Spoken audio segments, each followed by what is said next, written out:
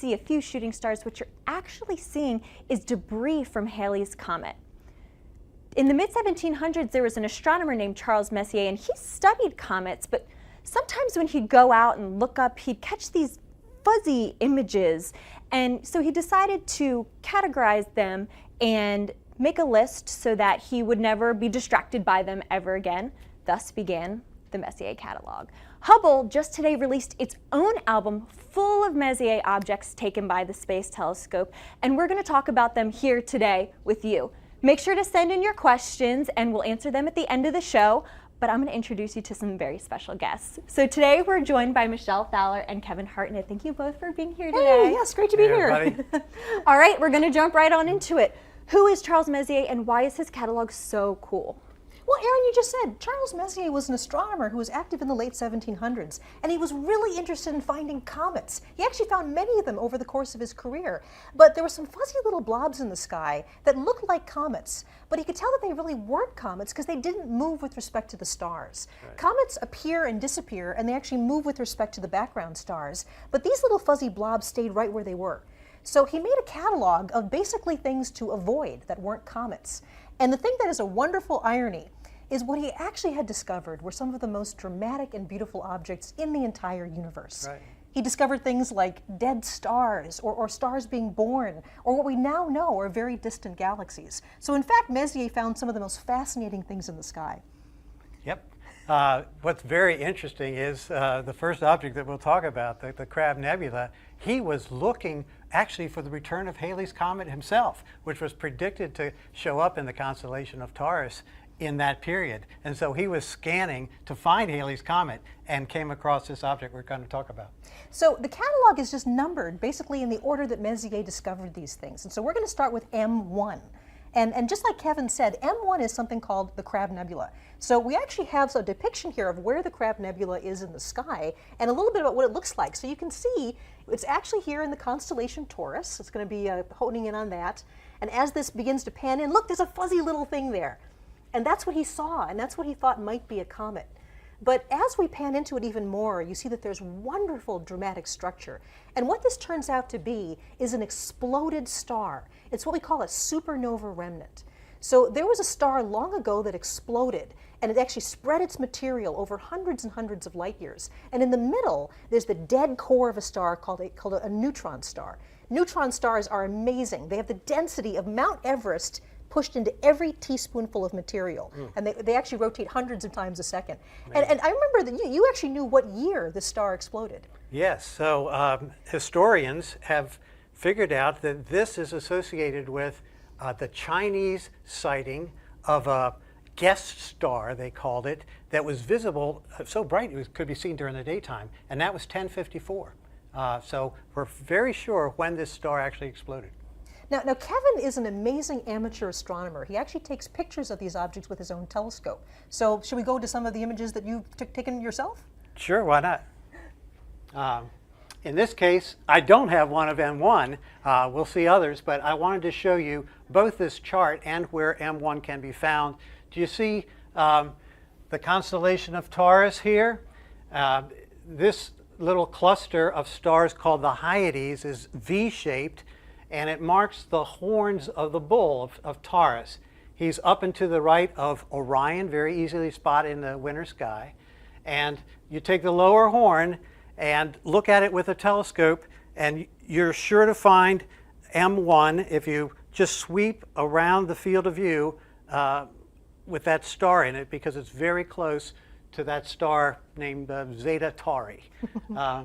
So I want you to know that in the Hubble catalog that's been released, we have a star chart like this for every Messier that's in the catalog. So even if you don't know anything about the Messier objects, you'll know basically where to find them in the sky, what season to look for them in, what constellation they're in, and we also tell you in the album what telescope is a good one to look for this object with, and what time of the month or what month of the year you should be looking for it. So keeping with the theme of dead stars, there's another one of my Messier objects that's one of my favorites. It's called the Ring Nebula. And so we talked about M1 being the first one. This is all the way at M57. Now, the Ring Nebula is in the constellation Lyra. And this is actually a different sort of dead star. The first one we saw exploded violently in a supernova. This star is basically gently unraveling itself into space. It was a star that was more about the mass of the sun. It's dying and actually losing shells of gas around it. And in the middle, there's the remnant of this tiny little star, which is now cooling off and basically dying. So the Ring Nebula is a beautiful, beautiful object, and you can see some of the complexity that the Hubble Space Telescope discovered when it actually took many different visuals of this Ring Nebula. So the thing that I really love about the Ring Nebula is it's not very easy to see in a telescope. You have to use a special technique to see it. So tell us a bit about your observations of the Ring Nebula and how you see an object like this. Okay, sure, I'd be happy to. It's one of my favorites. It's a great summer favorite for amateur astronomers. It's high in the sky, and it's fairly easy to locate in the constellation of Lyra. But as Michelle said, it's small and a little bit hard to find. And when you put in an eyepiece that has more magnification, it dims, and it gets a little tricky to see, especially the hole that's in the center. What you have to do, and this is a trick that we amateurs use, is look to the side of the object, because the edge of your eye is more sensitive to light than the center is, oddly enough. You have rods and cones in your eye, and the rods are along the edge. So at night, your peripheral vision is better than your center vision. And you can see things that move. So as a trick, we get the object in the telescope and then look to the side of the object and wiggle the telescope a little bit, and you can actually see it better when you do that. Especially the hole in the middle. It looks like a big smoke ring in the sky when you use those tricks. Now, you won't see the center star because that's pretty faint, and although I took this photo with just general DSLR and a modest telescope, the camera is more sensitive than your eye, and so it can pick up on the star. You'd need probably a 14-inch telescope to see that star. So we're going from the theme of dead stars to something now very different, and that's the birth of stars. Messier actually discovered things that represent all the different phases of the life cycles of stars. So we're going to start talking about young stars. Yeah, and while we walk over to talk about the young stars over here, I wanted to remind everybody to continue to send in your questions. We're getting some really great ones. We're still here at Goddard Space Flight Center talking about Hubble's Messier catalog, and now we're going to be talking about dead stars. So take it away. I'll get out of your way. Well, that's right. These are stars that are being born. The next object we're going to talk about is one of my favorites in the sky. It's like an old friend returning every time the fall sky rolls around, and that's M42. This is the Orion Nebula. And as you can see in this wonderful animation, what the Orion Nebula really is a giant cloud of dust and gas. And inside it, there are stars forming that are lighting up this cloud. And there are actually 4 very bright stars at the very heart of the nebula called the trapezium cluster. And these stars are actually larger than the sun, more massive than the sun and brighter. And the light from them is lighting up the whole area that we know of as the Orion Nebula.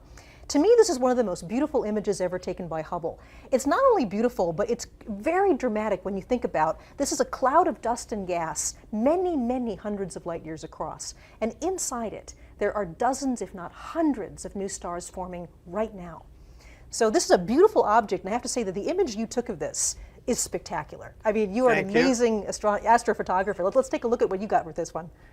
Well, it is one of my better efforts, but they're all work, and I want to really communicate that taking pictures is another aspect of astronomy that's enjoyable. It has its technical challenges, but I've spent most of my life observing these things with binoculars or a telescope, and it's as much fun. It's probably more fun than trying to take pictures of them, which is just hard. So here you see an image of Orion Nebula, and I want to point out the contrast between this one and this one. It took Hubble about 500 different pointings, mosaics stitched together to form this image, because Hubble zooms in. It has such high magnification, it zooms into a smaller part of the object. This could all fit in the field of view of my telescope.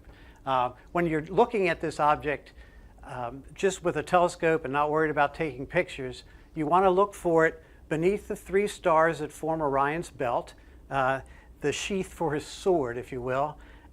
Right in that area, from a dark spot, you can see a faint cloud. And put a telescope on it, and you can see there, right there is an image of where M42 is. Again, this is on our website, so you can find these for all the Messier objects there. But you put a telescope on it, and you can see this trapezium, 4 little stars in a trapezoid shape, and enjoy the dark and light bands of this nebula. It's truly spectacular. Messier actually found a number of examples of young stars. In the case of the Orion Nebula, the stars are still forming in this cloud of dust and gas. But then there are other stars that are a little farther along that have actually moved out of the clouds they were born in. And in many cases, just the radiation and also the particle winds coming off these bright young stars blows away the cloud.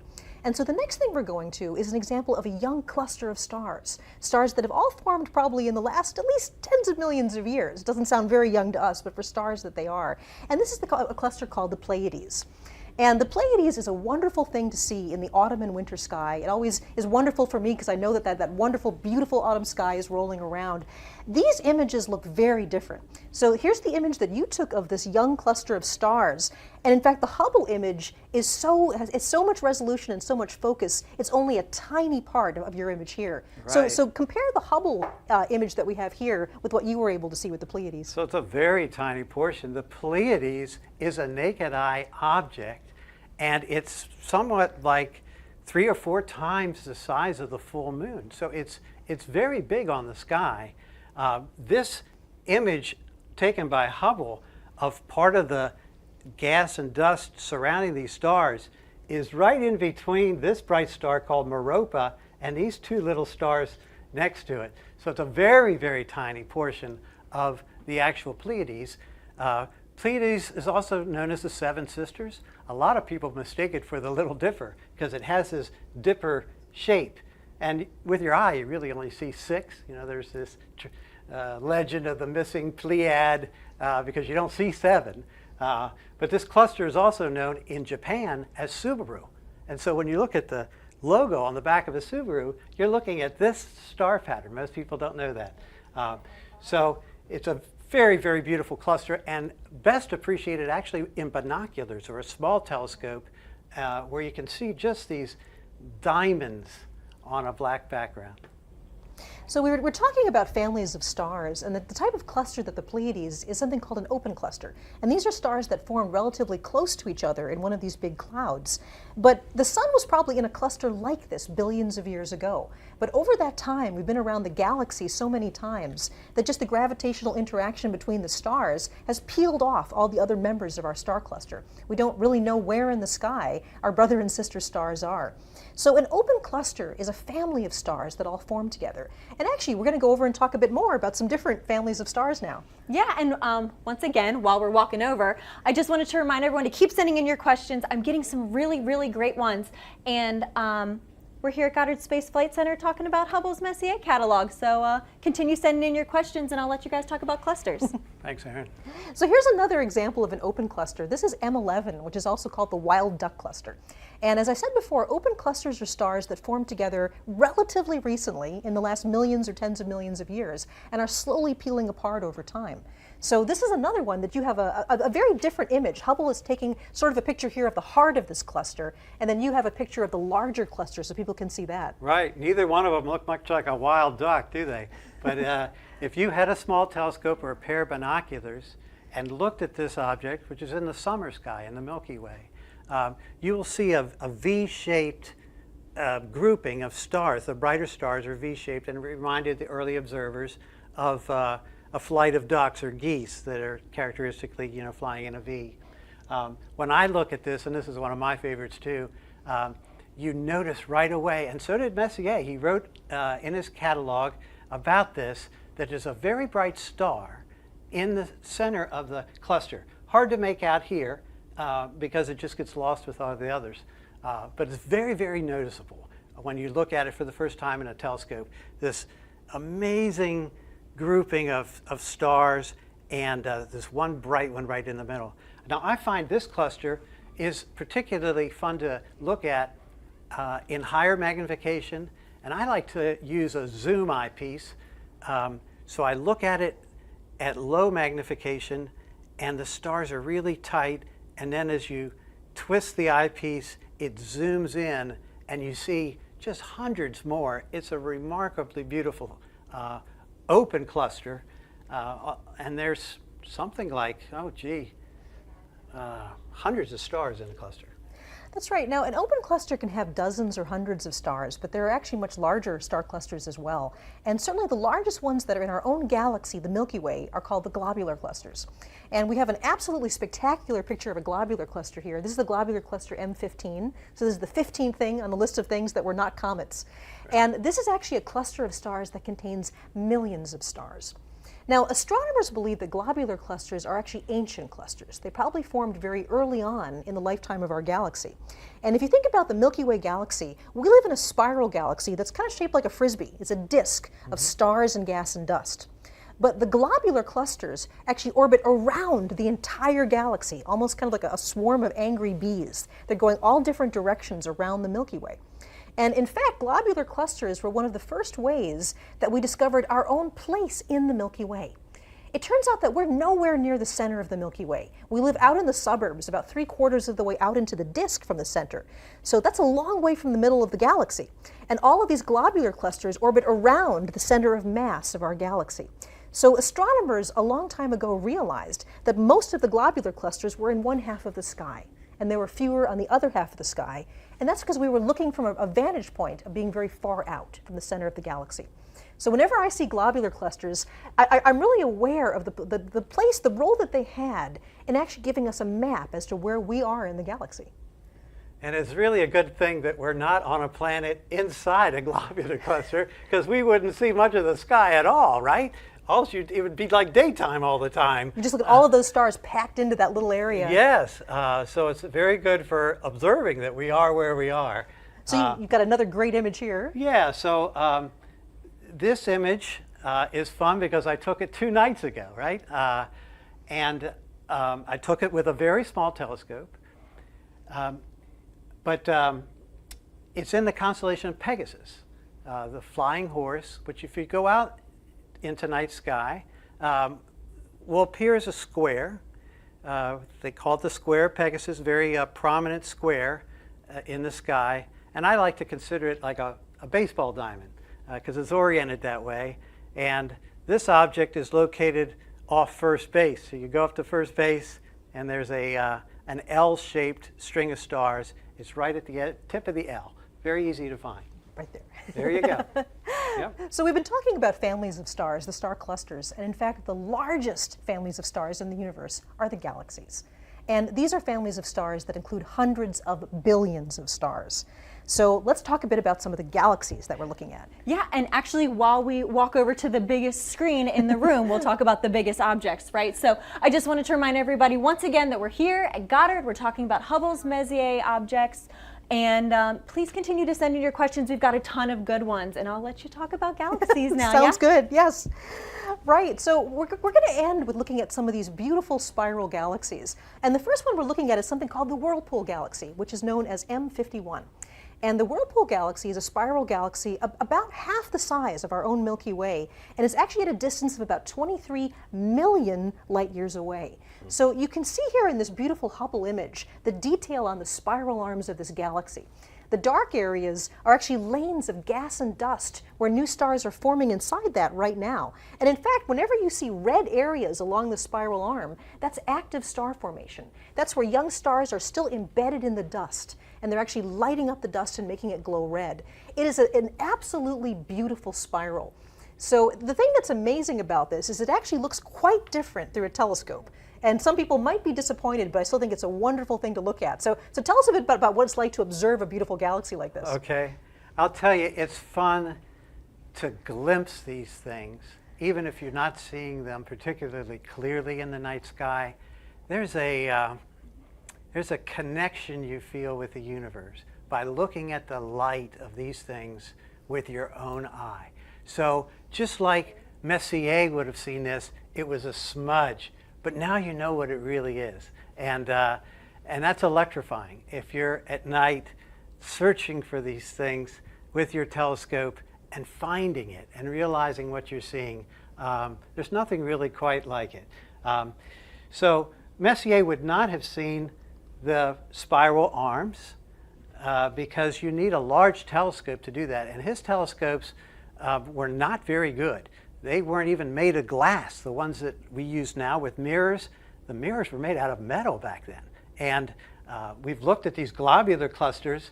In M15, Messier noted he didn't see one star in that globular cluster that we now know has millions of stars.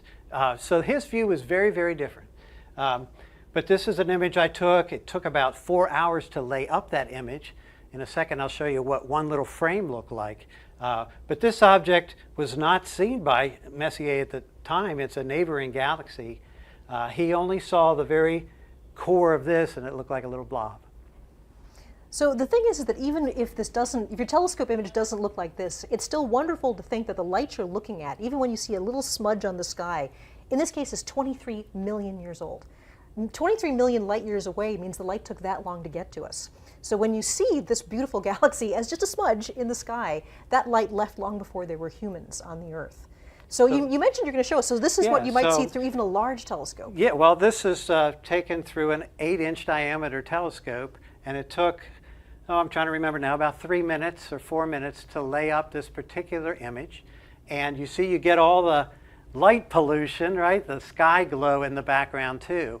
And the trick that amateurs use is to stack all these up, line them all up. And so I took, 4 hours of 3-minute exposures, and you can get software free off the web now to align them all and stack them up, and then you learn some about processing. Honestly, although I don't want you to think that you're going to see these marvelous images, the pictures like from Hubble or even my telescope, by looking through the eyepiece, it is encouraging, or it should be encouraging to you, that I've only been at astrophotography for maybe 4 years with a digital camera, and so you can learn very quickly. There's a lot of resources on the web, but start with the Hubble site. You can find out where the Messiers are in the sky and what instrument to use to look at them. And once you get more familiar with the sky, like I've done for over many years, then dabble in astrophotography. So we're going to wrap up our catalog of the Messier objects with one of the most beautiful things in the sky called the Andromeda Galaxy, and this is M31. And I have to say, Kevin, this is your image. This is absolutely spectacular. The Andromeda Galaxy is a galaxy very much like the Milky Way. It's at a distance of a little bit more than 2 million light years away. And the thing that's amazing about the Andromeda Galaxy is that edge to edge, this is as large on the sky as 3 full moons. Think about lining 3 full moons up across that galaxy. So at night when this thing is up, there's this giant galaxy actually covering a fairly large part of our sky. But the reason you don't see it is it's very faint. And in fact, Messier could only see the very, very central part of the galaxy. But there's other objects in here as well that Messier saw in this gorgeous image you took. So tell us about that. Well, would that we all had eyes to see this thing in the sky, hanging there in the autumn sky, as big as 6 full moons across, right? It's just an amazingly big object, but it's faint because it's a long way away. So when you look at this in a telescope or with binoculars, in fact, you can see this object with the naked eye from a dark place. You're really only seeing the very bright core. But that's what you'll see in a scope or binoculars. Very fun to see. I remember dragging my whole family out when I was maybe 15, and it was in the winter. And I said, now that I found it, you have to see it. So it was like 20 degrees outside. Drag all my sisters out to see this thing because it's a classic. It's very spectacular. This object, Messier also found, probably within the same night that he looked at M31. This is called M32. Again, very easy to see because it's so close to M31. And it looks like a slightly out of focus star. A little harder to see is this one down here, a companion galaxy, now known as M110.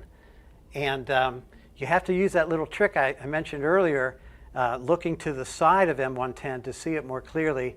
I like to take people out and show them Andromeda through the telescope, because it's very easy to see this, a little harder to see this, and they have to really work to see M110. So it's a great learning experience. So going to the Hubble image of Andromeda, this is something that's kind of mind-blowing. Hubble is so powerful, it can actually see the individual stars in this galaxy 2 million light years away. Now, this galaxy contains hundreds of billions of stars. And when you look at this image, there's kind of a graininess to the image, and that's real. These are all individual stars that Hubble can pick out. Now, the amazing thing is it took Hubble over 400 different pointings to stitch together this giant mosaic of Andromeda. And in fact, Hubble only had the time to image about 1/3 of the galaxy. So think about that. More than 400 Hubble images all put together in a mosaic to cover just about 1/3 of the Andromeda galaxy. So it's an amazing thing to see, and an incredible Messier object. So hopefully in talking about these wonderful objects you can see in the sky, things like dead stars, stars being born, galaxies, star clusters, you might want to go out and actually look at them yourself.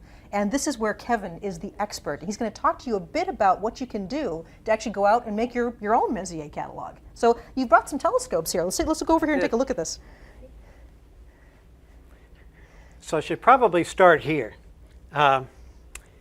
Because from a dark sky, you can see most of the Messier objects with a good pair of binoculars. From the Washington, D.C. area, maybe a quarter of them. But if you're out in a dark spot, you can see many of these. So get yourself a star chart like this and find them, or use the star charts that are on the Hubble site, and you'll know where to look. It's good to use a set of binoculars at night that's one like this. This is a 10 by 50. 10 is the magnification. 50 is the size in millimeters of the glass up front. Most of us have 7 by 35s at home, and they're great for terrestrial viewing, looking at things in the yard or whatever. But you want a little more power, and you want to gather more light because the stars are faint. So you want this lens to be as big as you can hold steady. That's the other caveat, right? So if you get too heavy a binocular, you can't hold it steady and you won't get a very good view. So just two other representative scopes. You might be fascinated to know that the beautiful picture of Andromeda that I took and the one of the Pleiades was taken with a scope almost exactly this size. It wasn't this particular one, but I had it mounted on the back of a larger scope and a more expensive mount that was tracking the stars, because again, had to lay up these time exposures. But you can enjoy the Pleiades and the Orion Nebula and M31 all as beautiful objects in a scope this size. Our website says for each individual object, it's best seen or can be seen with a large, medium, or small telescope. This is what we mean by small, up to 3 or 4 inches. Medium would be more in the class of a 6 to say 10-inch diameter telescope. The size of the lens, again, is the size of the, it's what's collecting the light. So think of it as your eyeball.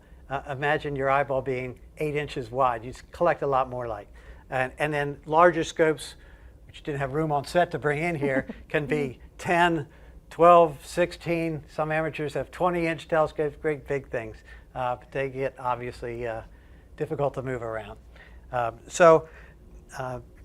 Each has their own price range and pros and cons. Read up on a website that describes telescopes before buying one. And really, I recommend learning your constellations, finding the Messier objects with a binocular, and then stepping up as your interest continues. Here's a zoom eyepiece that I was mentioning before. So you just twist it and it magnifies, so you don't have to keep reaching for different eyepieces. If you do want to do that, there's many different types, and it just makes it easier. I find it easier to just zoom in. Interestingly, Charles Messier, he looked through about every telescope he could get his hands on, and they weren't very good. And they didn't have eyepieces. The eyepieces they had weren't replaceable, I should say. They were a fixed magnification.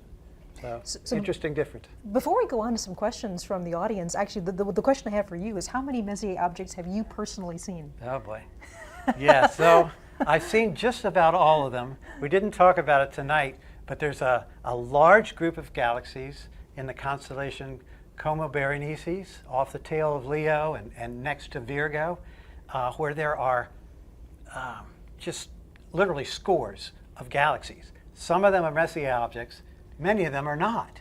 They didn't make his list. So I've looked at that cluster, and when you look through the field of view, you might see 2 or 3 Messier objects, but 2 or 3 that are almost as bright that he missed somehow. And so I've seen them all. I haven't cataloged them all, but I'm starting to do that afresh now. It's kind of a bucket list thing for me. If you write down the day and time and scope that you use and some details about the sky, and send that log to the Astronomical League, you can get a certificate, which is really cool. It'll say you've seen all the Messier objects. So I'm now logging them all. I've probably seen them all, but I didn't log them all.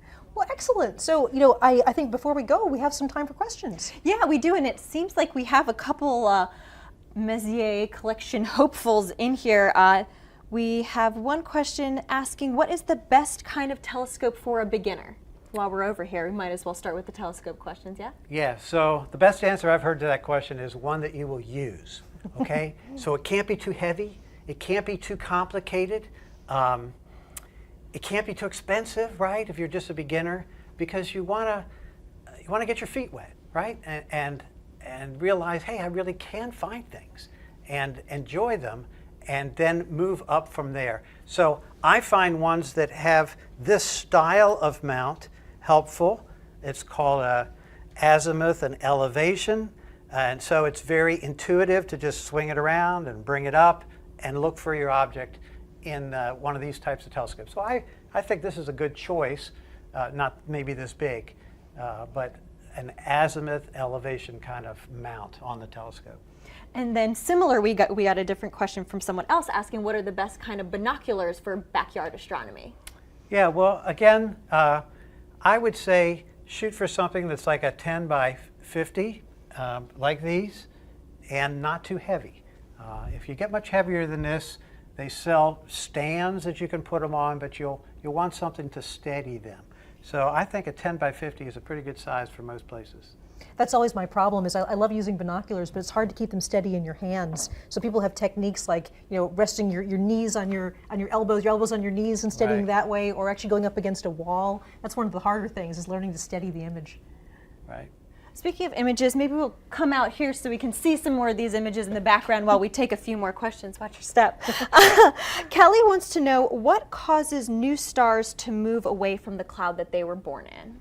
Well, there's a lot of reasons for this. I mean, there's actually intrinsic movement of the stars, that when stars form, they actually pick up angular momentum. They begin to spin, and the clusters of stars spin in different ways too. And over time, this can actually spin some of the stars out of the cluster entirely. But the other thing to remember is that star clusters never live just by themselves. We go around the galaxy. Right now, we're actually flying around the center of the Milky Way galaxy at about 500,000 miles an hour. Good thing we don't actually feel that. Right. And as the sun moves around the galaxy, it has very gentle gravitational encounters with other stars. Over billions of years, over many passes around the galaxy, this actually spreads the cluster out. And so we've actually left probably some of our sister stars way on the other side of the galaxy. The star formed right near us, but now it's 100,000 light years away. And that's just the regular gravitational attraction of the different stars as we move through the galaxy. Great. It seems like these clusters kind of resonated with people. Someone else wanted to know, how far away are stars in a cluster? Oh, now that's a very interesting question. I don't have an exact number for some of the clusters that we've been showing you, but as Kevin mentioned, if you were in a globular cluster, if you were actually in a planet around a star, in the heart of a globular cluster, the night sky would be brilliantly bright. So the closest star to us is about 4 light years away. And in the heart of a globular cluster, it'd be a lot closer than that. I don't have an exact number, but I do know the night sky would look a lot different. 4 light years is actually a long way, yeah. Right? And so if I've read that if you considered the volume of sphere that's 4 light years in radius, in some of these globular clusters, there can be as many as 10,000 stars within that, that sphere. And so imagine being on a planet around one of those. It would be just dazzling. Yeah. And then another question, this one looks like it's specifically for Kevin. How do you deal with light pollution? Yes, well, I cry a lot, I guess, is the answer. If you have a portable telescope, right, which some of mine are, you get to a dark spot, and that way you can just enjoy the night sky and find things easier. Taking pictures, see, is one of the strategies that I have to fight light pollution, because you can play tricks with a digital camera. Digital camera is very, very sensitive, if you've seen in these images. And so you could play these tricks about stacking up photos and processing them and get these amazing results. I live north of Washington, D.C., where it's very, very bright. And yet you can play these tricks with a digital camera. Some of the same tricks Hubble plays, actually. Taking an image and then basically covering the shutter and putting a black cover on the telescope and taking another image. You say, why would you do that? You record the noise in the camera, and then there's software that you can use to subtract off the noise. And so this is a way to fight light pollution. You subtract it off with a digital camera. Can't do that with your eye. But Hubble plays that same trick, not to fight light pollution so much, but just to get that noise that's inherent in the camera because of its thermal qualities, and subtract that out. It's amazing to me just how much we're missing with light pollution. I mean, I think that the most beautiful sky I ever saw was when I was in Chile. I was in the Atacama Desert where there were no lights around at all. And somebody actually pointed out the Milky Way was so bright overhead, it actually was making me cry. It was so beautiful, I was getting tears in my eyes. And I actually looked down at the ground, and someone pointed out that I was casting a very, very dim shadow on the ground. But there was no moon out that night, none of the bright planets were out that night. That was actually a shadow being cast by the Milky Way. It's very That's cool. how bright the Milky Way can get. So, I mean, get yourself to a dark sky area if you possibly can. Wow, that's crazy. So we got a question about Hubble specifically. How does Hubble take so many sharp images when it's moving so fast? Pointing. I think I'm going to lead this to the Hubble operations manager. Absolutely. That's for you, Kev. Yeah, so you don't think about it much. That would be more of a problem if the stars were closer. But they're so far away that the light that's coming anywhere near Earth is coming in parallel beams. And so, yes, Hubble's moving around the Earth, but it's still seeing these parallel beams that come from these different distant stars. If an object were closer, like the moon, you don't see many Hubble pictures of the moon, do you? See, Hubble was never designed to look at the moon. Now we've, over the years that Hubble's been operating, we now have modes that can, but they're very seldom used because you have what they call a parallax problem. The moon's too close and Hubble is moving too fast. That light beams aren't coming to you in a parallel fashion. And so the secret is the stars are so far away. Wow, that's fascinating. So someone asked, what is the best telescope for astrophotography? Okay. I don't know how to answer that question. That's why I'm asking you.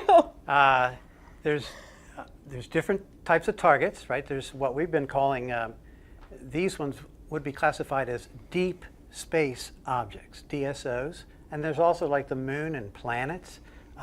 You would want a different type of telescope to do lunar and planetary work than you would for deep sky objects.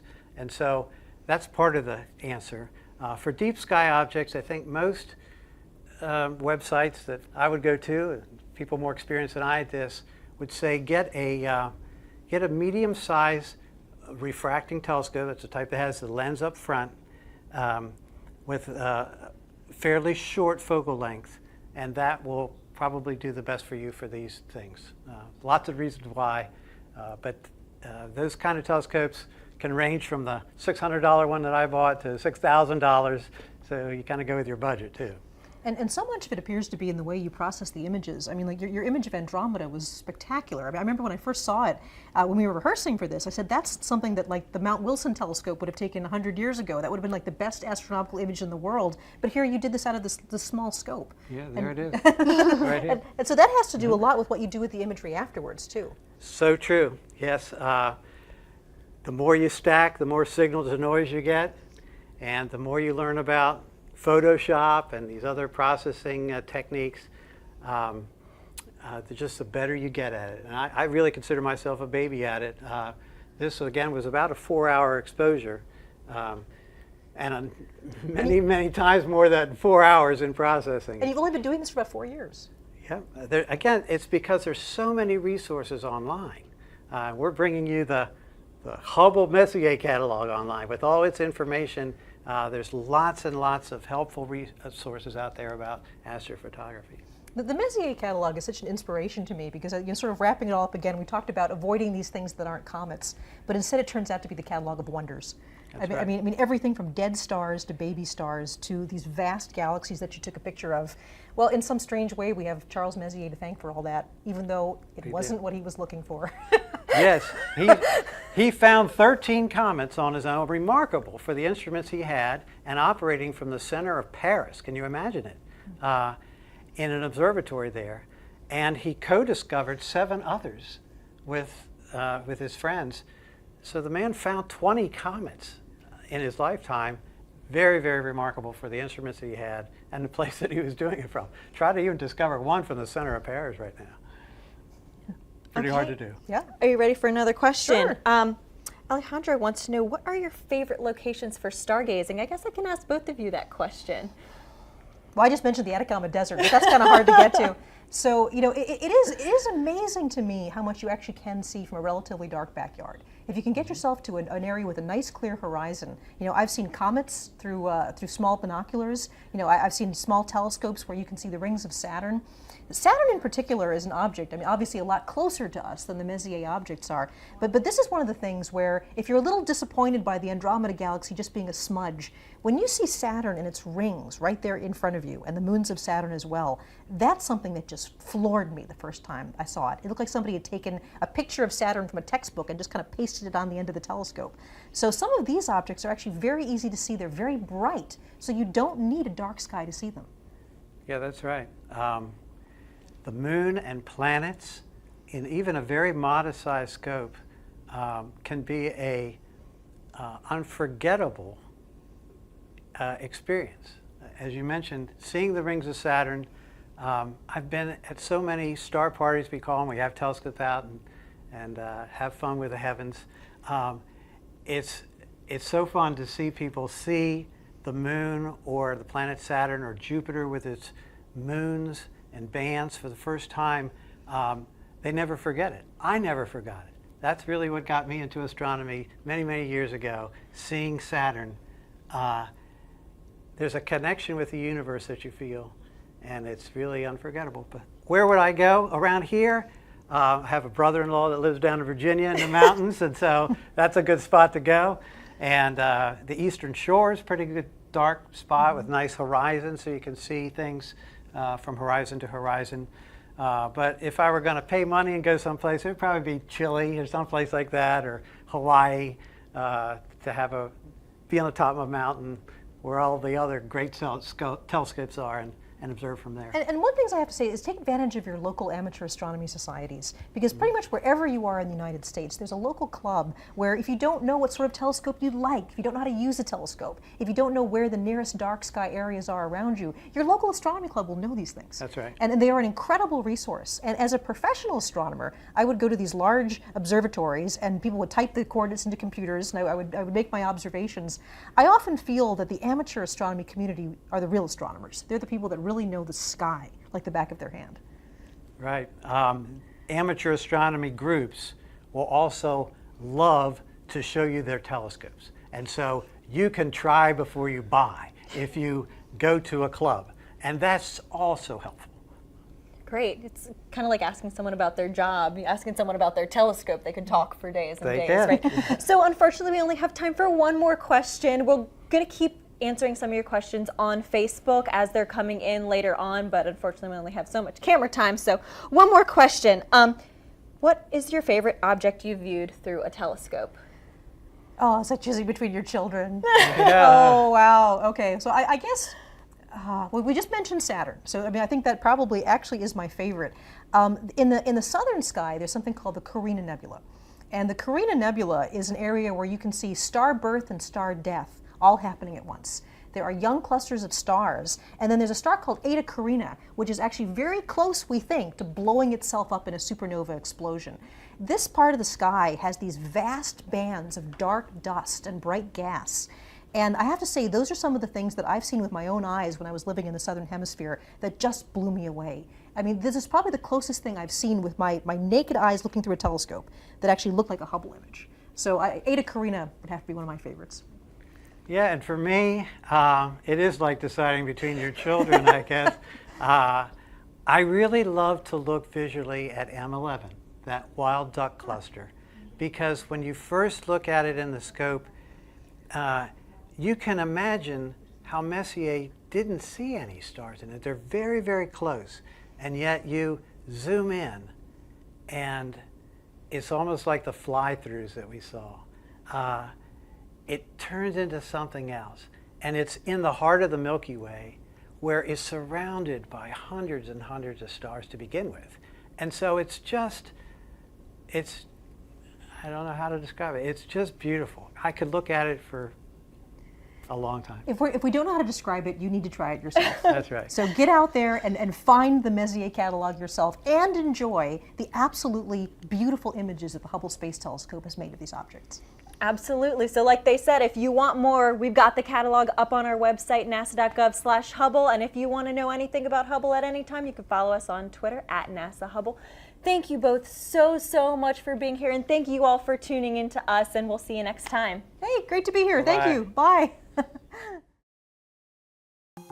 That same team of astronomers has now taken additional ultraviolet images of probable plumes on this icy moon. While these plumes seem intermittent, they appear to have repeated in the same location. Pieces of the puzzle of what's going on with Europa are continuing to come together. When the Galileo spacecraft was orbiting Jupiter in the late 90s and early 2000s, it gathered data to build a thermal map of Europa, and it appears the water vapor plumes Hubble is observing correspond with a relatively warm region on Europa's southern surface about 200 miles across. This thermal anomaly the Galileo spacecraft observed suggested geologic activity was happening in this location, a conclusion now further supported by Hubble's recent observations of water vapor plumes. This phenomenon may be similar to what the Cassini spacecraft has seen at Saturn's moon Enceladus, where there are also water vapor plumes associated with warm regions on the moon's surface. The warm spot on Europa has a couple possible explanations. Perhaps this location is warmed by liquid water a mile or so under the surface, pushing up through the cracks in the ice.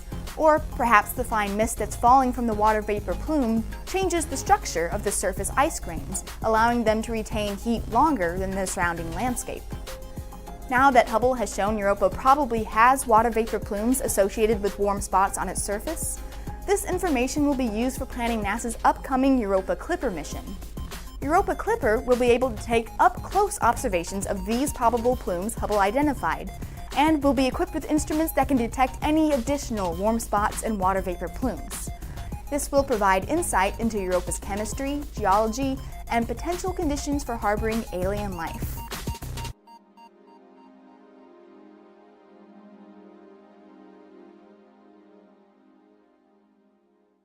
On behalf of the Hubble Space Telescope outreach team at NASA's Goddard Space Flight Center. Today, we're so excited to share newly released Hubble images of 30 beautiful celestial objects in honor of Hubble's 30th anniversary year. We're live now on Facebook and YouTube, so feel free to comment your questions and we'll try to get to them later in the show or afterward on social media. So this has been quite the landmark year for the Hubble Space Telescope, which has been orbiting above Earth's murky atmosphere for 30 years, since April 1990. Hubble continues to bring us stunning discoveries and images of our universe. Joining me today, we have Hubble's Senior Project Scientist, Dr. Jennifer Wiseman, and Deputy Director for Science Communication, Dr. Michelle Thaler. Let's go ahead and take a look at some of these new images now. All these objects belong to something called the Caldwell Catalog. These images are really gorgeous, aren't they? So the Caldwell Catalog includes galaxies, star clusters, and nebulas, which are clouds of dust and gas in space. Let's go ahead and jump right in. First up, we have an image of Caldwell 45. Caldwell 45, this is a gorgeous spiral galaxy, and it has something called nuclear rings. So Jennifer, can you explain what that means? Sure. So this galaxy, just spectacular in this image, is showing off its big spiral arms, which you can see reaching around the outer parts of the galaxy. You can see a lot of dust in these spiral arms, and you can see these kind of purplish hot spots. These are regions where star formation is particularly active, and the bright light from those massive stars is ionizing the gas, giving us these beautiful colors. In the core, you see this glow of yellowish light. There's so many stars there that the starlight just kind of blends together. And around the center of this galaxy, we have a ring of particularly bright emission. This is caused when the conditions are just right in galaxies like this for intense star formation. So this galaxy is producing new stars at a high rate, and in particular in that ring around the nuclear part of the galaxy. Yeah, it's really beautiful. We've got another image of a spiral galaxy, Caldwell 36. So Caldwell 36, it seems like we're almost missing a chunk of the photo here. So what are we seeing, Jennifer, or not seeing? That's a good question. So first of all, you see that it's a beautiful spiral galaxy, another case of just a marvelous windmill type pattern of spiral arms with lots of stars, star formation, dusty regions.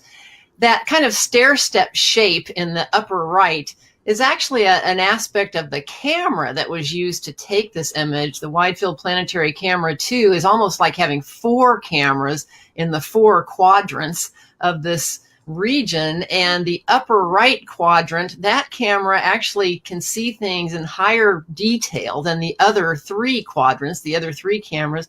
So if we want it all to kind of be at the same resolution, we have to shrink down the image from that upper right camera or that upper right quadrant so that it matches the same resolution capability of the other 3 quadrants or the other 3 camera pieces. And when we shrink it down, it kind of gives us this resulting stair-step pattern in the final image. But if you can kind of ignore the stair-step pattern, you can see the gorgeous, gorgeous central part of this galaxy and the spiral arms around it. And again, another example of nature's spectacular means of arranging stars and continuing the production of new stars in active spiral galaxies like this one. Yeah, thank you, Jennifer. We've got another beautiful galaxy image of Caldwell 29. So at the heart of Caldwell 29, astronomers suspect that there is a supermassive black hole. So Michelle, could you tell us more about what black holes are?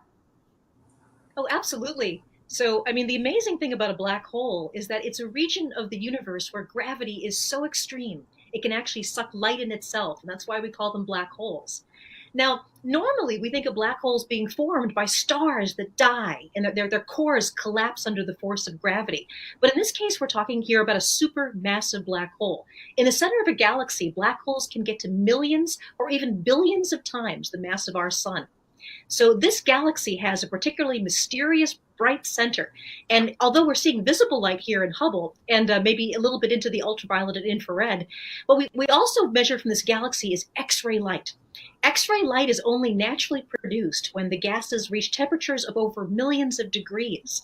So as things fall in closer to this huge black hole, they get caught by the black hole's gravity and accelerated faster and faster around, almost like water going down a drain. All of that friction heats the gas up to millions of degrees, and it flickers on and off in X-ray light. So in the core of this galaxy that you're looking at here, there is a monstrous, huge black hole. And one of the big mysteries that Hubble and other telescopes are trying to solve right now is how black holes can actually grow that big. Millions or billions of stars must have gone into that black hole. Wow. So the Caldwell Catalog also contains something called planetary nebulas, like this image of Caldwell 56. But the term planetary nebula is a little bit misleading. So Michelle, what are we looking at? Well, sure. So here we're looking at something closer to us. When you look out to galaxies, you're looking at things that are millions or tens of millions of light years away. In this case, this is a nebula, a glowing cloud of gas that's in our own galaxy, about 1,600 light years away. And as you mentioned, we call these planetary nebulas, but unfortunately that name was picked before we really understood what they were. We saw all this glowing material around a star, and we thought, hey, maybe there are planets forming. But instead of the birth of a solar system, what we're actually looking at here is the death of a solar system. Planetary nebulas are formed when a star begins to die, and it bloats up to huge sizes, then begins to drift away into space. And what's left at the very center of this nebula is a white dwarf star, a star that's actually just lost its nuclear reactions entirely and is slowly cooling off. So this is a wonderful planetary nebula that it's a little bit poignant. We're actually looking at the death of a solar system. And that's the gases that you see glowing here being unraveled from this dying star. Very cool. Thank you, Michelle. So the next cosmic object we're going to look at is Caldwell 73, which is a globular cluster. You can find Caldwell 73 in the southern skies with binoculars. But Michelle, what exactly is a globular cluster? Oh, these are absolutely wonderful. These are the largest star clusters that are part of our galaxy, the Milky Way.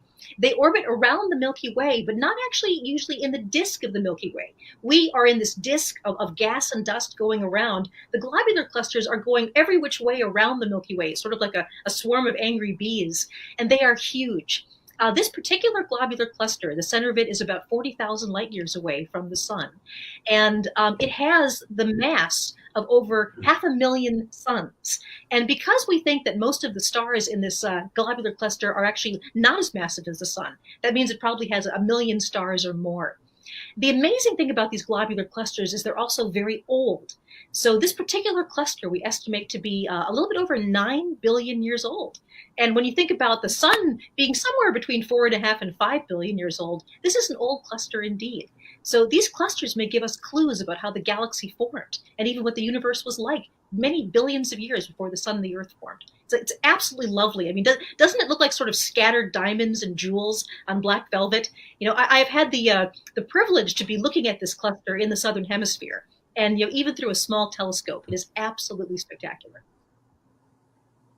Yes, it definitely is.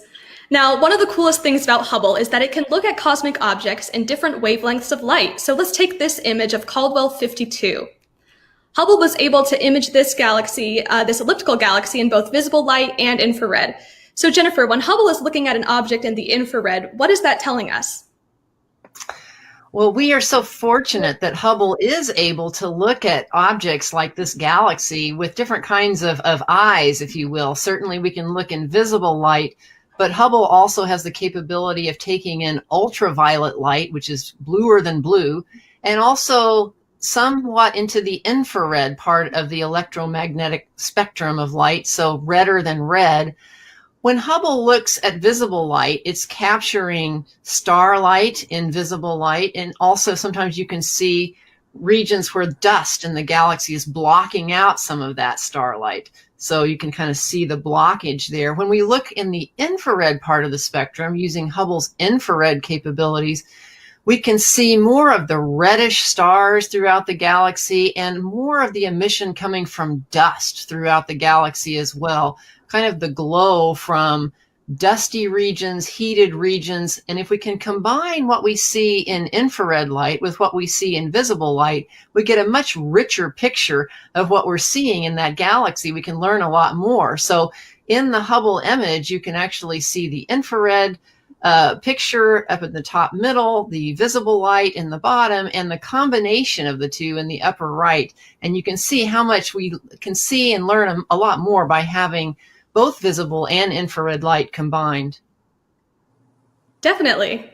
And Jennifer, even after 30 years, Hubble is still bringing us amazing views of the universe. So could you tell us what this landmark anniversary means for the mission? Well, we are delighted that the Hubble Space Telescope is working very well, even though it's been operating in space for 30 years. It's a satellite in orbit around planet Earth. It was launched and deployed by the space shuttle back in 1990. And thankfully, we've had several return visits from astronauts to the Hubble Space Telescope over the years.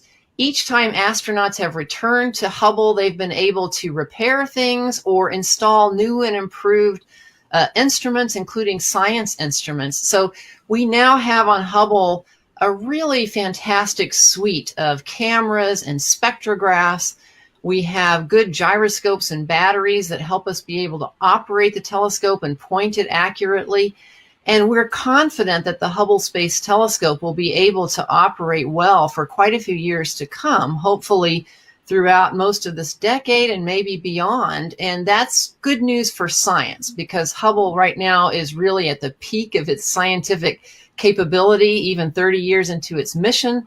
We're doing things with Hubble now that we hadn't even imagined before it was launched, like studying the atmospheres of exoplanets, planets orbiting stars other than our sun, outside of our solar system.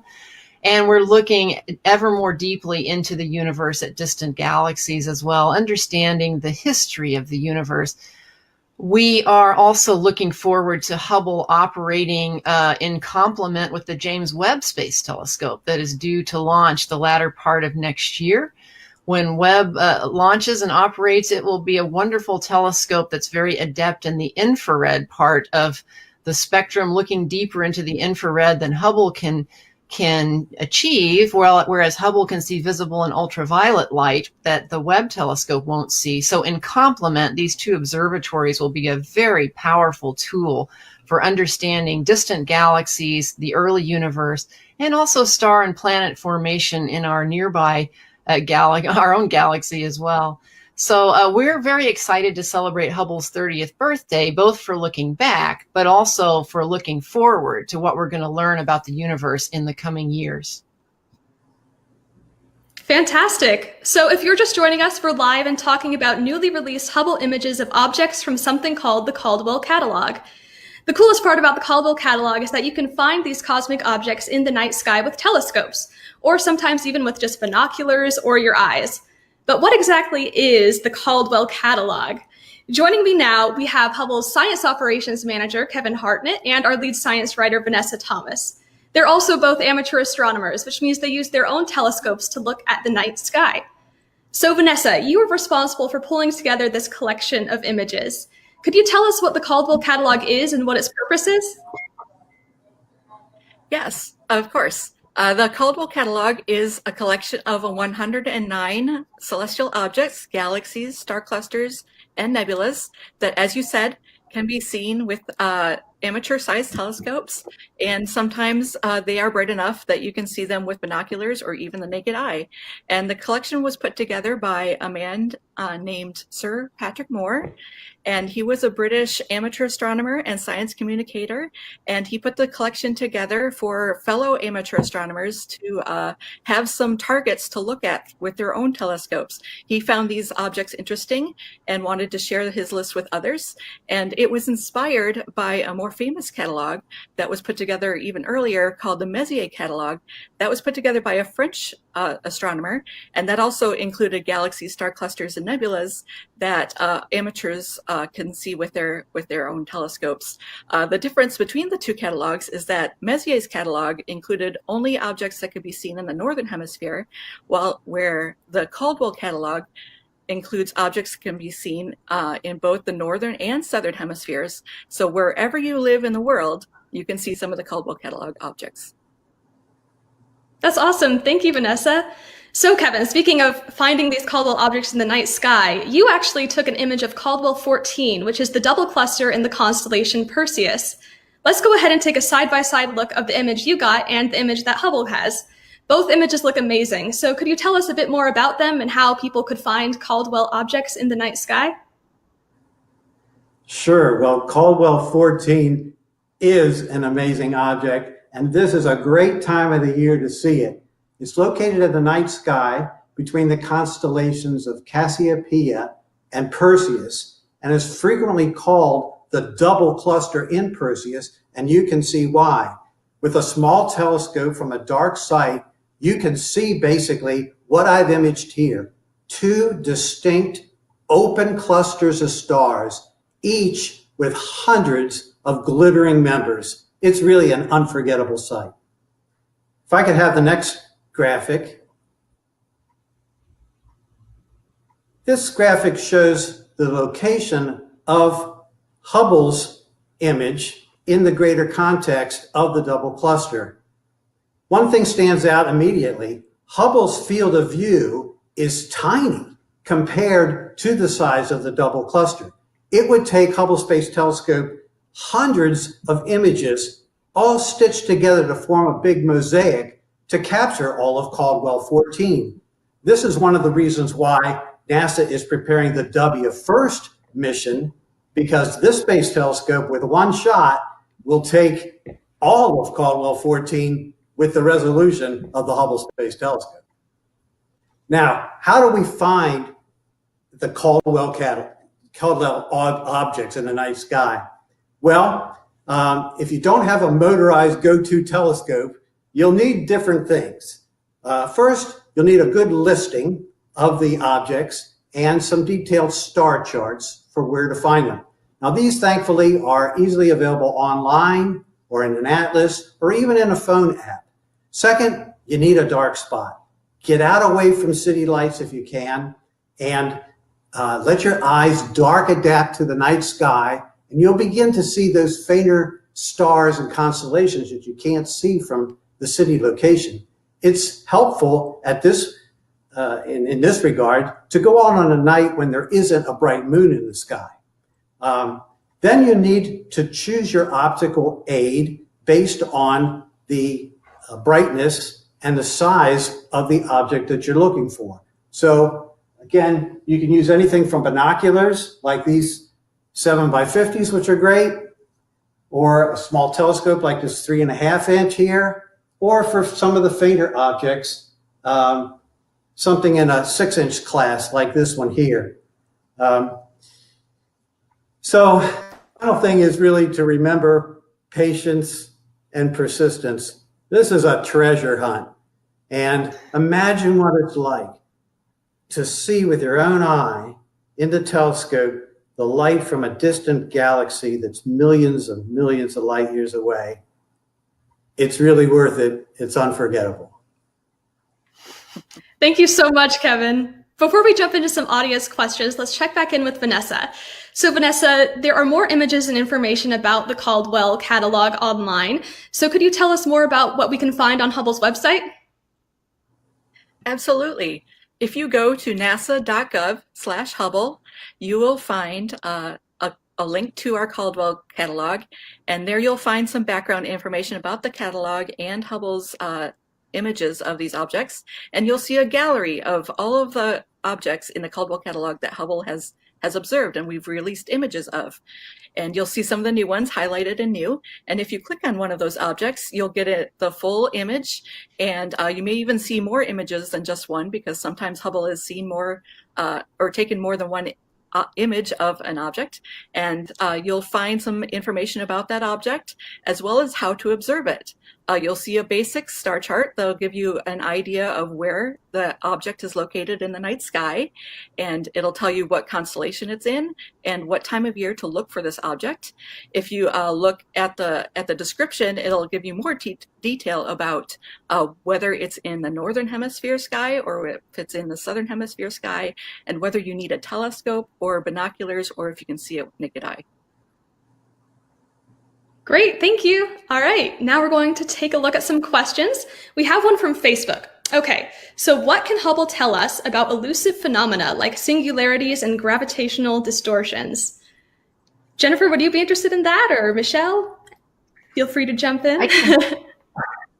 I can take a shot at it. We are able to see the effects of some of these unseen phenomena. So let's take dark matter, for example. We now know that the majority of mass in the universe is unseen. It's dark matter, but we know it's there because of its effects, its gravitational effects.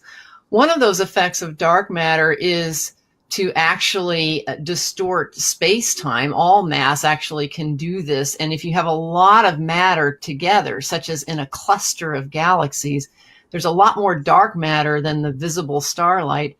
And that can actually distort space-time significantly enough that when we look at that region with the Hubble Space Telescope, the light coming through that distorted region from a background galaxy will get magnified and distorted, stretched out. Sometimes we'll see multiple apparitions of that background galaxy. We call this gravitational lensing. And through it, we're able to discover and detect and map out the distribution of dark matter in that cluster of galaxies, even though we can't see the dark matter. And we can also learn things from the background galaxies that are very distant but are getting magnified by this effect. So that's one of these sort of unseen phenomena that Hubble is very good at studying, because we can see its effects through gravitational lensing. We're also contributing to the study of dark energy. This is the mysterious force that seems to be propelling the expansion of the universe to faster and faster rates. Hubble, as well as telescopes on the ground working together, were used to actually determine that our universe is not only expanding but accelerating, and we're using these telescopes to get a more precise measurement of that rate of expansion of the universe now and the history of that expansion over time. We don't yet know exactly what dark energy is, but Hubble is giving us a lot of new information to help us find out. Great, thanks, Jennifer. Okay, one other question we have. So are these actually photos taken by Hubble as it is, or is it like a reconstruction of raw images? So maybe if someone wants to talk about how we get the Hubble images that we see today briefly. Let's see. I vote Vanessa. All right. Sounds good. I can take that. So Hubble takes images in black and white, actually, through different filters. So it uses filters to isolate the type of wavelength that astronomers want to observe. So Hubble's images actually come down black and white, and to get color images, we have to take multiple exposures in multiple filters. So we put those multiple filter images together to create these beautiful color images that you see. And yes, and we do additional processing. Sometimes Hubble takes multiple images of an object because maybe the object is too large to fit in the field of view. So we have to take multiple images to get the whole object, or to get more of the object of interest. And so we have to mosaic those images together as well. So there is some processing that goes on, yes. Gotcha. Thanks, Vanessa. Awesome. Okay, so on Facebook, it sounds like we have someone who is a beginner amateur astronomer looking for some tips. So Kevin, do you have any words of wisdom? Well, my best tip for folks that are getting into astronomy is to find a friend to do it with. Now, one has to be careful these days because of COVID, of course, to be in a group doing this, but there are clubs, many clubs out there for amateur astronomers. And if you join a club, which meet virtually now, you can learn a lot about different types of telescopes, different tricks to observe, and it's all very helpful rather than trying to do it alone. So that's really perhaps the best tip that I can give you. Don't do it by yourself, or if you feel like you have to because of COVID, take advantage of online meetings or YouTube videos. There's lots of them out there that describe telescopes or binoculars and how to use them. There's a wealth of information online these days. Great. Thank you, Kevin. All right, I think we're just going to do one more from Facebook. How far away is Hubble from us? So, anyone want to take that one on? I can take a jump at it, but it's about 300 and it varies actually, but varies between about 340 and 360 miles above the surface of the Earth over the years of its mission.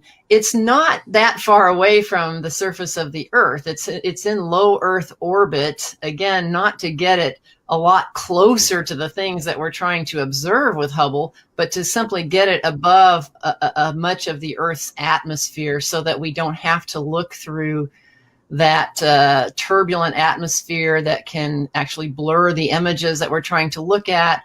And also the atmosphere of the Earth actually filters out some of the light that we want to capture with Hubble, like ultraviolet light. So it's not very far up. It was deployed there also because that's where the space shuttle could go. And we wanted to use the space shuttle to take the Hubble up into orbit and to return to visit it several times. You should note, however, that a lot of telescopes now in space, and there are other space telescopes now and also in the future, are not being put in low Earth orbit. Some of them are being put much farther away. The James Webb Space Telescope, to be launched next year, the latter part of next year, will be 1 million miles away at a place in space called L2 that is quite far away. We want to keep the Webb telescope very cold. We want those sun shields that you see in the image there protecting the telescope from sunlight and heat to be effective. And we want to be able to have the most sensitive infrared observations possible. So that's why the Webb telescope will be put much farther away from Earth than Hubble was put. Absolutely. I think we do have time for one more question, and maybe Michelle can take this one. Speaking of James Webb, which is coming next year, is Hubble getting upgraded after James Webb, or what are we looking at with the future of our space telescopes? Well, you know, right now there is actually no plans to visit Hubble with the astronauts again, and part of that is because we don't have the space shuttle. So Hubble is not actually in the correct orbit. You know, the space station, for example, is in a very different orbit than Hubble. So we hope that Hubble keeps working as well as it is now, maybe even for a decade. The last mission that went up there in 2009 replaced a number of the cameras. So the cameras are actually much younger than 30 years, just a little bit more than 10 years old. And they also did things like replace gyroscopes so that the telescope will be able to point itself very well. So, you know, some of the things that I'm really excited about as far as what we're doing in the future of Hubble, we're working on, for example, catalogs that astronomers all around the world can use, catalogs of say, star regions where young stars are being formed right now. Another thing that we're doing that I'm very excited about is monitoring the atmospheres of planets like Jupiter and Saturn. So a lot of people have heard that the red spot of Jupiter is shrinking, and it's actually changing color as well. So Hubble will be doing that too. So Hubble has a huge future ahead of it. And although we're not expecting to actually upgrade it at this point, it is still going to be this incredibly relevant and wonderful observatory. And when the James Webb Space Telescope is launched later next year, the two observatories, we hope, will be able to work in conjunction to some degree.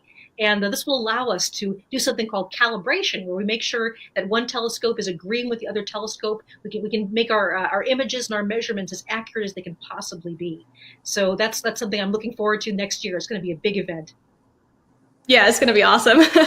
Well, thank you all for sending in these questions. Unfortunately, we're going to have to wrap things up for today, but if we didn't get to your question here, we'll try to answer it later on social media. Thank you for joining us. We love sharing these newly released Hubble images of objects from the Caldwell catalog with you.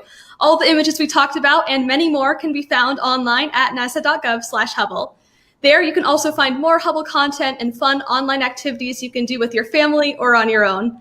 Be sure to keep up with us on social media at NASA Hubble on Twitter, Facebook, Instagram, and Flickr. Thanks again for joining us, and have a wonderful weekend.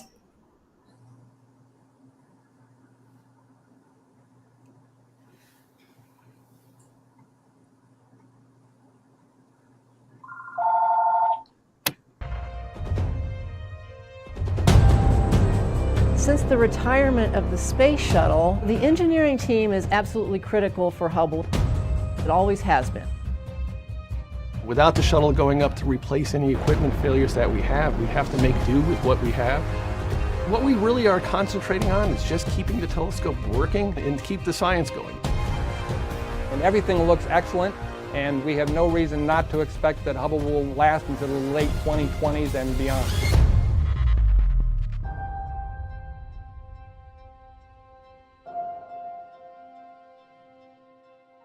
My name is Mike Wins, and I'm the lead systems engineer for what's known as the optical telescope assembly of the Hubble Space Telescope. I'm in charge of what's known as defined guidance sensors.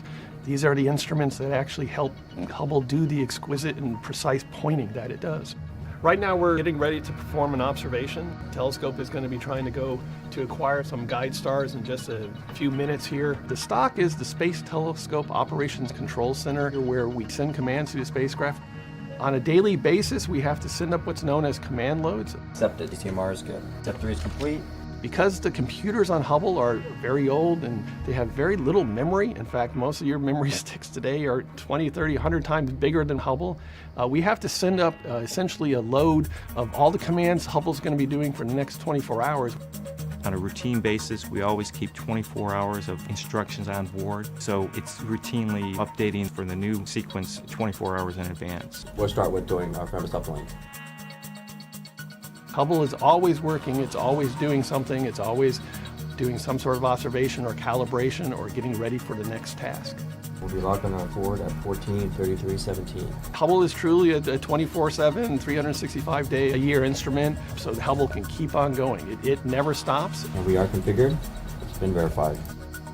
Now we do have to, because of this low Earth orbit we're in, the actual observations, when we're taking a picture of something or doing a science observation, we actually have to wait because sometimes the Earth gets in the way. So we have to pause, wait until the Earth gets out of the way as we go back around and start the observation back up. You have constraints. You don't want the optics pointing at the sun, and you don't want the instruments to have their shutters open when you're looking at the Earth, because the Earth is bright for them. And then we have the South Atlantic Anomaly, the SAA, which is a portion of the Earth where we get proton hits that will affect the electronics in Hubble and can also affect the instruments in Hubble. And so we have to plan out very carefully our targets and observations. We have a timeline that's laid out to maximize the efficiency of it. Hubble can actually take observations during day and night passes. Every 95 minutes, we go around the Earth. The batteries will charge from the solar rays during the day pass, and then at night, batteries power the observatory so we can continue observing. The scheduling with Hubble, we're trying to put it together as efficiently as possible, minimize our gaps. The goal is to constantly keep it busy. We're constrained to a certain extent, but whenever we have visibility, we are observing. The demand for use of the Hubble Space Telescope from scientists around the world is very high. Hubble is at its most productive. It's got some of the best instruments that have ever been on board it. There's a very high demand. Hubble's performing exceptionally well. 2, 1, and liftoff of Space Shuttle Atlantis.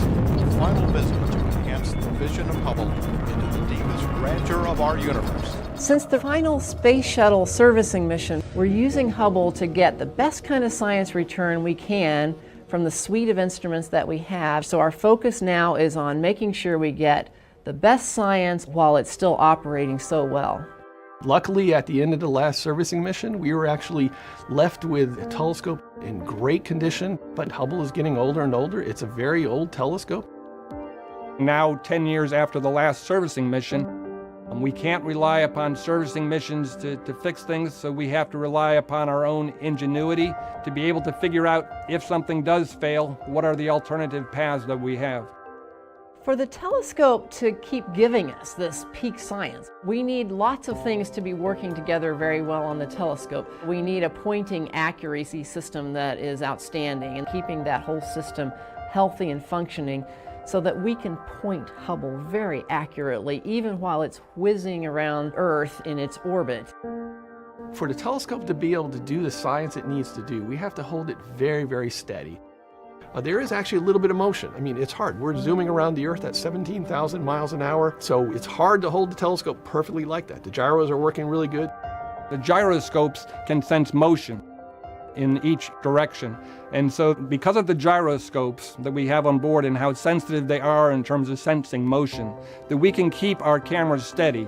Gyros are very good at measuring these very small rates. The fine guidance sensors are actually sort of used, I always like to describe it as backseat drivers. And they constantly tap on the gyro's shoulders. It's about once a second. And they keep saying, turn left, a little bit more right, a little bit left, a little bit right. I mean, it must be driving the gyros nuts. So the fine guidance sensors allow you that really fine control, but actually it's the gyroscopes driving the telescope. And they're doing a perfectly good job here. Everything looks good, our stars the right brightness. The reason that is because we need to make sure we have the correct guide stars. One of the things we look at is the brightnesses, and that's what we're measuring here. Those are about right for what the stars were. But also, we wanted to make sure they were exactly as far apart as we thought they were going to be. And it did. It did a check and it passed a very, very tight tolerance check to make sure that those were the right stars. So we know we're locked up on the stars. We got a good lock here. The gyroscopes are very critical because to be able to move from one position to another position, the gyroscopes are the only thing that can tell us how we can do that. We have 6 gyroscopes on board Hubble. Currently, 3 of them are still working. And 3 is sort of what people used to think of as the minimum number, but we have developed a science mode where we only need 1 gyro. A big part of our job is to make sure that we can extend the life of Hubble and continue doing the high performance science that we're doing for many more years. And what we've done is we've gone through all the critical components of Hubble and said, how can we potentially make them last longer, as you might do with your own car, as it's getting more miles on it.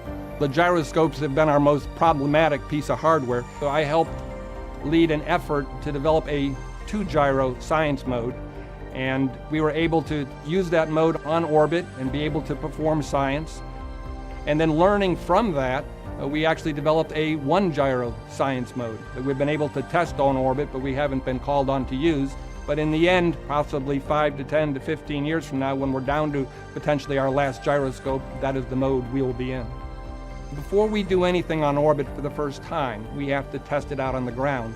And we're very lucky to have what we call the VEST, the Vehicle Electrical System Test Facility. And the key with the Vehicle Electrical System Test Facility is it's an exact copy of the main part of the telescope where all the electronics are.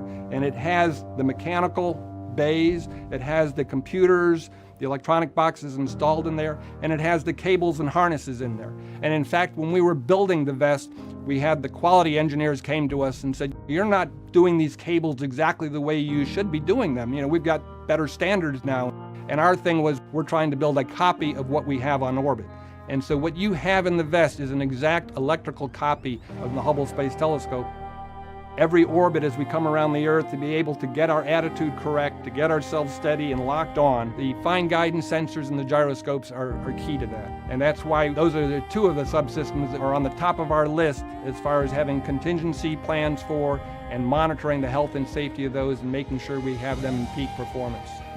When something fails on Hubble, or we have an anomaly, something we don't understand, one of my jobs is to bring together the experts, which may be a thermal engineer, a mechanical engineer, an electrical engineer, a software engineer, all these different people. And we'll say, you know, how do we deal with this issue?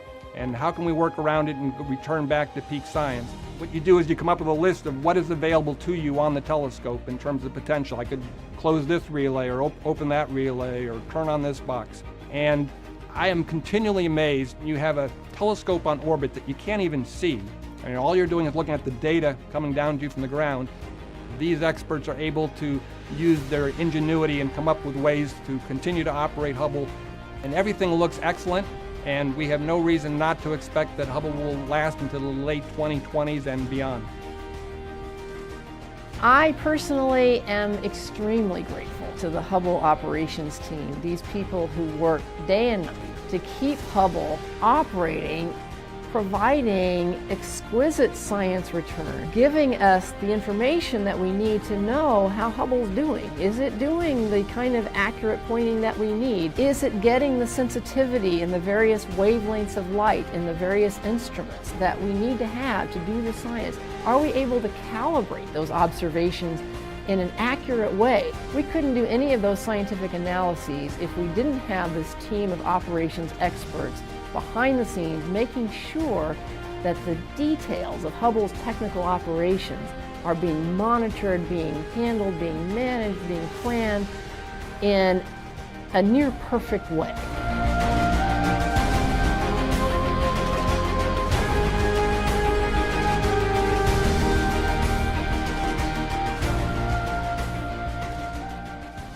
So scientifically effective right now. Scientists are using Hubble to investigate some of the deepest mysteries of the universe.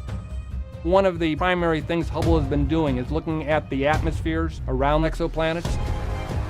If you had asked the guys who built Hubble and designed Hubble, they would have sworn Hubble could never, ever do this. That's one of the things I love about Hubble, is that it ends up giving us new questions, new mysteries to explore.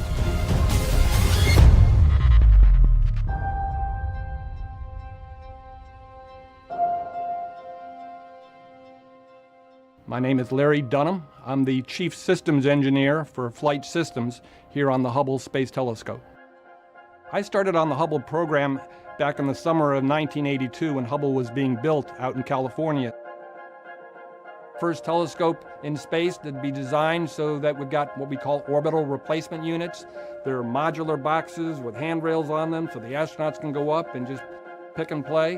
They've got nice connectors on them that make it easy for the astronauts with their big gloves to be able to put them in and out. We've had 5 servicing missions. We have replaced some equipment multiple times, especially the instruments. We're always going with the advanced technology. The telescope we have today on orbit is not the telescope that we launched originally. We've been able to replace all 5 of our science instruments with instruments that have the technology that didn't even exist when Hubble was being built originally. The Hubble Space Telescope is really an observatory because it has several science instruments, several modes of operation. We have multiple cameras, multiple spectrographs. They each have different capabilities in terms of their sensitivities or the kinds of frequencies they can receive the electromagnetic spectrum. We can also use Hubble in different kinds of intriguing modes depending on what we're trying to observe. There are different types of observing scenarios, and one of the things the scientists have been able to do is they've been able to come up with very interesting and unique observing scenarios that allow them to do science that they never thought they could do before. Because the Hubble Space Telescope has been operating for a long time, it's giving us what we need to explore the universe in deep ways that would never have been possible when Hubble was first launched.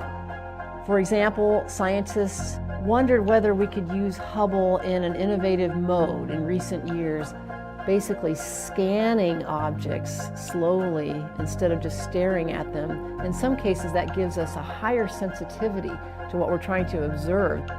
And we're using that special mode on Hubble now to get better information about many types of things in space, including to be able to study planets around other stars, what we call exoplanets, planets outside of our own solar system. What Hubble's been able to do is as the planets go in front of the stars that they're going around, the spectrographs can detect changes, very small changes in the spectrum. This has allowed them to do exoplanet atmospheric studies. This is something that Hubble has sort of really stepped up to the plate and has been just phenomenally good at. Spectrographs have really sort of been leading that. If you ever see things about, oh, a new exoplanet was discovered that has this in the atmosphere or that in the atmosphere, or we think it's made of this, it's the spectrographs which have shown you that kind of information. For doing a lot of the exoplanet observations, you have to catch what's known as a transit. One, the orbit of the exoplanet has to be such that it's going to go between you and the star it's going around. We can't just do an exoplanet observation whenever we want or whenever it's convenient. We have to do an exoplanet observation when it's first starting to go into the star. And so they have to know very accurately the timing of that. We have to schedule it ahead of time. This is not something that Hubble can get around to when it wants to. We have to say, no, at this point in time, on this date, you have to be pointed here and you have to be looking here. We had to really think about how to schedule this. A lot of thought goes into it. A lot of thought goes into the planning and of the execution. The Hubble operations team are quite willing and capable of using the telescope in new modes and new innovative ways that enable us to accomplish science that we wouldn't otherwise be able to accomplish. We asked them, would it be possible to use Hubble to track something moving quickly across the sky? And they figured out a way to use Hubble in a vast tracking mode that enabled us to do explorations and discoveries that astronomers didn't envision using Hubble for when it was first designed. Now, when we're observing our planets, when we're observing Jupiter or Saturn or Uranus or Neptune, they move also. We have to move the telescope because they're just going around the sun. They're actually moving because they're really moving. So we have to move with them. We're observing asteroids or comets. We have to chase after them. Oumuamua, we know came from outside of our solar system, is like a big asteroid that was detected whizzing through our solar system. We wanted to use Hubble to observe this as well, and we were able to track it. This is not a simple operation. It's moving at more than 100,000 miles an hour, so being able to observe this and track it is a wonderful capability that the operations team has enabled Hubble to have. The telescope is big, it's massive, it moves about the same speed as the minute hand on a clock. So to move from pointing one thing to go completely around the other one takes us a half an hour. It is not a very fast motion. We actually use a very interesting technique. It's using Newton's third law. We have these very large reaction wheels on it. They're about 2 feet across, very, very heavy, very, very massive wheels. If you start spinning those wheels one way, the telescope will spin a little bit in the opposite direction. This is how we can move the telescope from one part of the sky to another part of the sky. Once we've moved the reaction wheels and we've moved the telescope so we're in the right spot, now we have to get in the exact location to put the target in the science instrument aperture. What's going to happen now is the FGSs are going to start talking to the telescope, talking to the flight software computer and saying, I want you to move the telescope over here a little bit to be able to position the science for the science aperture. Most of the time we use the Hubble Space Telescope to do observations that have been planned quite a bit in advance. Observers around the world, astronomers will write proposals. We will then take those accepted proposals and observe whatever it is that the astronomer has proposed. But sometimes there are things that happen that are unexpected or rapid events that we need a more rapid response. We have a capability of what we call a target of opportunity. And that's when something unexpected happens in the universe that astronomers, they want to immediately jump on that as fast as possible with Hubble. Case in point was the gravitational wave detection to neutron stars colliding. A target of opportunity was submitted for Hubble to actually go look at the remnant and see if we could find it. We had the engineers run through it. We got new commanding sequences from the Space Telescope Science Institute. We were able to run all that through, and then we executed on orbit. We have to respond very fast. We produce a new schedule and set of command loads. We can modify a lot of the flight software, modify how the instruments are commanded. It allows us to change. We can react very quickly. What Hubble has done compared to what we were thinking Hubble could do is just amazing. Hubble's had its fingers in almost everything, a neutron star collision, looking for all the supernova, all this stuff going on with dark matter, dark energy, exoplanets. Hubble has just been constantly finding new things. Now we're looking at these interstellar comets and these interstellar asteroids visiting us. It's really been spectacular to watch. There really are two key aspects to Hubble's design that have enabled us to last the 30 years that we have, and that is really the redundancy that we have on board, and then it's the servicing, putting in new and improved instruments, and being able to improve the hardware with lessons learned over the 30 years of Hubble operations.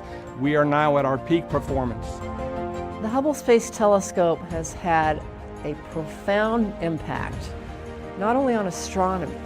It showed that humans in space and science can go hand in hand to enable us to explore space in richer ways than we could ever do with either just astronauts alone or just with instrumentation alone. By using these skills together, new vistas of exploration are open to us, and that lesson is something we're still benefiting from as we envision future space exploration. Go ahead. Okay, we have a go for release. Okay, Charlie. It's amazing with a program that's lasted the duration that Hubble has lasted, that the astronomers up at the Space Telescope Science Institute continue to come up with new things that they want to try to do with Hubble, and we certainly hope that we'll be able to continue to provide that kind of capability to them into the late 2020s and beyond.